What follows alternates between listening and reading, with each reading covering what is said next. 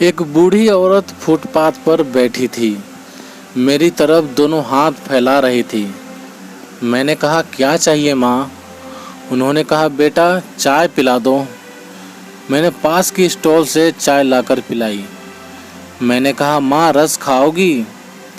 तो वो बोली, बेटा मुंह में दांत नहीं है। मैंने उनसे पूछा, माँ आपका घर बच्चे बहू नहीं हैं? औरत बोली, बेटा मेरे 2 बेटे हैं। दोनों बेटे सरकारी अफसर हैं। एक बेटा इंजीनियर है, दूसरा बेटा बैंक मैनेजर है। मैंने पूछा, आपके दोनों बेटे अफसर हैं, फिर आप फुटपाथ पर कैसे? आप ऐसी परिस्थिति में कैसे आईं? बूढ़ी औरत बोली, बेटा इनके बापू ने इनको खूब पढ़ाया, अफसर बनाया।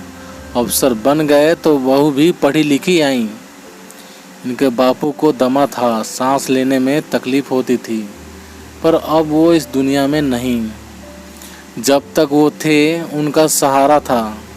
उनके जाने के बाद बहुएं अब मालकिन हो गई थीं। बेटों पर भी हुक्म चलाने लग गई थी।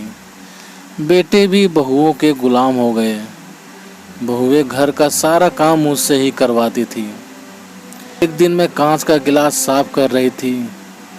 बेटा ठंडी के दिन थे, बहुत ठंड थी, तो गिलास हाथ से छूटकर गिरा और टूट गया।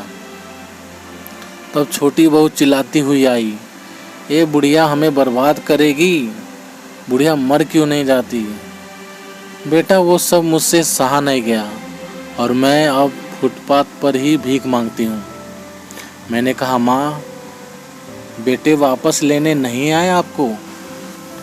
माँ रोते हुए बोली, नहीं बेटा। मैंने उनसे कहा, माँ मुझे अपना बेटा मान लो, आप मेरे साथ रहना। माँ बोली, बेटा तुम्हें तकलीफ़ होगी। मैंने बहुत जिद की लेकिन माँ नहीं मानी। तब मैंने उनको वृद्धाश्रम छोड़ दिया और उसके बाद उनका बाकी जीवन वृद्धा आश्रम में ही गुजरा। तो दोस्तों आप सभी से गुजारिश है कि आप अपने माँ बाप का बुढ़ापे में ख्याल रखें, उनको इस उम्र में कभी अकेला ना छोड़ें। आप सभी को ये कहानी कैसी लगी कमेंट करके हमें ज़रूर बताना।